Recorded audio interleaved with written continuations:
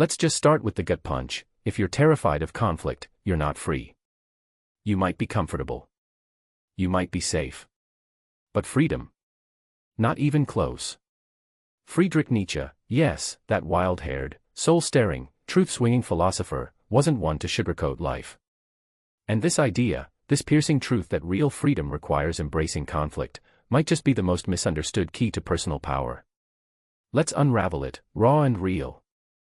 From the day we're born, most of us are trained to avoid conflict. It starts early: don't argue. Be polite. Keep the peace. It sounds noble, right? But what's really happening? We're taught that harmony is more valuable than honesty, and that being liked is better than being true. That's not peace, that's suppression dressed up in manners. Nietzsche would scoff at that. To him, peace that costs you your voice isn't peace. It's submission. Conflict is not chaos. It's a crucible. It burns away the fake, the fearful, the fragile. If you never learn to sit in the fire of discomfort, you'll never forge the strength needed to truly live on your own terms. Think about it. How many times have you silenced yourself because you didn't want to make a scene? How often do you go along just to get along? That's not noble. That's fear with a mask on. And every time you do it, you shrink. Just a little. Just enough. Let's dig into Nietzsche's mind for a second. His philosophy wasn't about being right, it was about being real. He talked a lot about the will to power. Sounds aggressive, right? But it's not about dominating others. It's about mastering yourself. It's about refusing to be ruled by fear, shame, or the expectations of others. The will to power is about rising, even when rising means standing alone. Especially when it means that. Nietzsche believed that we each have the potential to become the Übermensch, the overman, the higher self. But to become that, you have to break free from the herd. And the herd hates conflict. The herd wants comfort, predictability, agreement. But the higher version of you, that self doesn't fear the raised eyebrow or the uncomfortable silence. That self would rather be true and alone than fake and surrounded. ETs call it out. Nice is a dangerous word. It's one of those socially sanctioned shackles. Be nice. Be agreeable. Be tame. But nice people aren't always good people. And good people aren't always nice. Sometimes, the kindest thing you can do is tell the damn truth. Even if it rattles someone. Even if it blows up a dinner party. Conflict is how you know something matters. When you care enough to confront, to challenge, to question, that's not hostility. That's engagement. That's love with its sleeves rolled up. But the world tells you to keep the boat steady. Don't rock it. Don't speak up at work.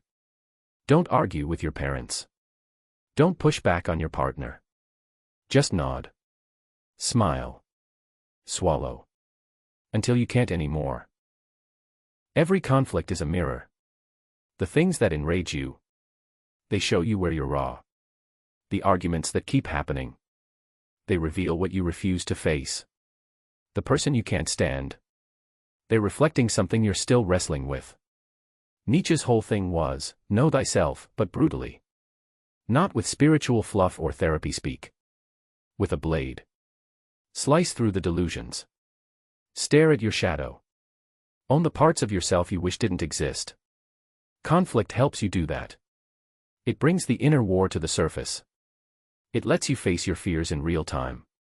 Are you afraid of being rejected? Good. Now speak up anyway. Are you scared to disappoint someone? Perfect. Now say no. Every time you do that, you become a little freer. Want to change the world? Stop trying to fix everyone else. Start with your own spine. Conflict isn't just about fighting others, it's about facing your own resistance. Nietzsche didn't believe in morality as a universal truth. He believed in values that you choose. Values you live through action, not words. So if freedom is your value, then avoidance is your enemy. Passivity is your prison. You don't need to yell to be in conflict. You don't need to punch walls or burn bridges. Real conflict can be quiet. Steady. A look that says, I'm not backing down. A decision that says, I'm done pretending. This is your inner revolution. The moment you say, I will not abandon myself to make you comfortable. That's the beginning of freedom. Here's the dirty little secret: most relationships are based on unspoken contracts. I won't challenge you if you don't challenge me. I'll play dumb if you keep pretending this is fine. But those contracts come at a cost. Your truth. Your soul. Your spark. When you start embracing conflict, you tear up those contracts. Some people will get angry.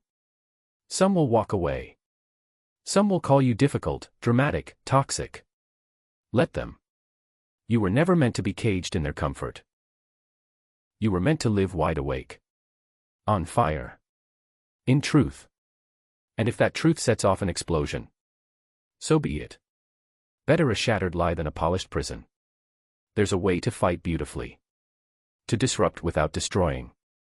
To confront with compassion. That's the art. Nietzsche wasn't advocating for reckless rebellion. He was calling for courageous authenticity. There's a difference. You don't fight because you hate. You fight because you care. Because integrity matters more than approval. Because your soul can't breathe in silence.